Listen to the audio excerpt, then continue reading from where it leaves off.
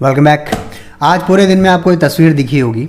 इस तस्वीर के माध्यम से बताया जा रहा है कि कैसे भारत के अंदर एक पॉलिटिकल पार्टी भ्रष्टाचार के सारे चुनाव लड़ने का प्रयास कर रही है। उसके सामने चुनाव लड़ रही सारी पार्टियां दूध की धुली है, कोई भ्रष्टाचार का पैसा नहीं है। जो हेलीकॉप्टर से रैलियां की जा रही है, बड़े बड़े लोगों की आवाजाही हो रही है, हजारों करोड़ रुपए जो आंखों के सामने टेलीविजन के चलते हुए दृश्यों में दिख रहा है कि फूंक दिए गए हैं, वो सब ईमानदार का पैसा है। यानी सिर्फ एक पार्टी जो है वो किसी व्यापारी से पैसा लेके रैलियां करा रही है, भ्रष्टाचार पर चुनाव लड़ रही है। अगर आपको भी ऐसा लगता है कि हिंदुस्तान के अंदर चुनाव बिना पैसों के लिए लड़ा जाता है, तो आप उस दुनिया में जीते रहिए कि आप अपने टूटे दांत को तकिए के नीचे रखेंगे तो आपको टूथ फेरी आगे पैसे दे देगी। पैसे मिलते हैं, लेकिन आपकी टूथ फेरी आपके पेरेंट्स हैं, वो आपको आपकी ज़िंदगी भर कभी नहीं बताएंगे कि टूथ फेरी कभी नहीं आई, वही पैसा रख रहे थे। ठीक इसी तरह जो भ्रष्टाचार बता रहे हैं वो भी नहीं बताएंगे कि भ्रष्टाचार के अंदर सभी शामिल हैं। ये एक ऐसा हमाम है जिसके अंदर सब नंगे हैं। आप मेरी बात मत मानिए, लेकिन मैं आपको एक एवरेज आंकड़ा दे देता हूँ। पिछले 2-3 साल का आंकड़ा मुझे पता है। 2018 में राजस्थान चुनाव के अंदर हारती हुई पार्टी के अंदर जो एमएलए का टिकट था उसकी वैल्यू 2 से 2.5 करोड़ थी। तमिलनाडु के अंदर 2021 के अंदर जो जीतने वाली पार्टी के टिकट था एमएलए का, उसकी प्राइस 5 से 6 करोड़ रुपए थी। इसके बाद आपको प्रति व्यक्ति को 1000 से 1500 रुपए देने पड़ते हैं। तमिलनाडु की जीडीपी ऊपर है तो आपको 1000-1500 देने पड़ते हैं। उत्तर प्रदेश थोड़ा सा गरीब इलाका है, पॉपुलेशन जाता है, तो मेरे हिसाब से 500 रुपये और एक खंबे में काम चल जाएगा। लेकिन ये तो अपनी अपनी इकोनॉमी का हिसाब है। गरीब है उत्तर प्रदेश तमिलनाडु के कंपैरिजन में, इसलिए हो सकता है कुछ कम पैसे में काम चल जाए। अगर किसी व्यापारी के यहाँ से 160 करोड़ रुपए मिल रहे हैं तो आप मान के चलिए ये 20 गांव से ज़्यादा को मैनेज नहीं कर सकता था।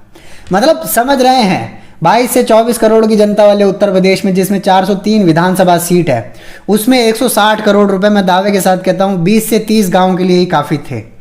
कितनी सीटों पर कितने कैश का इन्फ्लुएंस होगा ये आपको सोच भी नहीं सकते। ये एक व्यापारी पकड़ा गया है, ऐसे अनगिनत व्यापारी लखनऊ की, इटारसी की, इटावा की, हर गली में आपको मिलेंगे, लेकिन छुपे रुस्तम के तौर पर। आपको जो बड़े बिल्डर्स दिखते हैं, जो बड़े परफ्यूम के व्यापारी दिखते हैं, जो रोड कॉन्ट्रैक्टर्स दिखते हैं, बड़े बड़े फ्रेंचाइजीज के मालिक दिखते हैं, सिनेमाघरों के मॉल के मालिक दिखते हैं, वो दरअसल आपको सामने दिखते हैं गाड़ियों से उतरते हुए। दरअसल वो गाड़ियों के पावर के पीछे मॉल नहीं बनाते, मॉल बनते हैं पॉलिटिकल पार्टीज़ के पीछे। चुनाव से पहले आप जिस पार्टी को स्पॉन्सर करते हैं, अगर वो पार्टी चुनाव जीत जाती है तो उस स्पॉन्सरशिप का फ़ायदा वो आपको चुनाव जीतने के बाद लौटाते हैं। इस चीज़ को आप निजीकरण से नहीं जोड़ सकते हैं, क्योंकि निजीकरण और चीज़ों को बेचना प्लस चुनाव को एंडोर्स करना, हेलीकॉप्टर की यात्राएं, एरोप्लेन का खर्चा, करोड़ों रुपए खर्च कर रैलियाँ करना, ये सब मैं नहीं कह रहा हूँ, ये सब आप ऑब्जर्व कीजिए अगर दिखता है तो। भारत में हुआ, उत्तर प्रदेश में हो रहा है और भारत भर के हर कोने में होता है।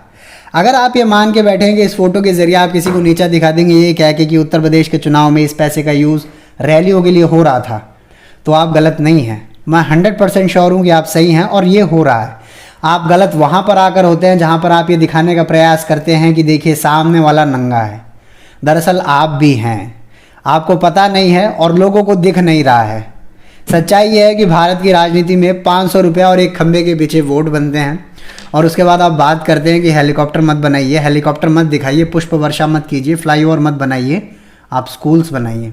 चुनाव के समय स्कूल नहीं दिखते हैं, चुनाव के समय फ्लाईओवर दिखता है, चुनाव के समय रैलियां दिखती है, चुनाव के समय हेलीकॉप्टर दिखता है, और चुनाव के समय 500 रुपये और खंबे के पीछे बिकने वाली भीड़ को आप ये ज्ञान मत दीजिएगा कि आप जात पात, ऊंच नीच, धर्म, राजनीति से ऊपर उठकर वोट करें। 500 रुपये में बिकने वाले हो वही बन के रहो, उससे ऊपर की बात करने की प्रयास मत करना। जय हिंद।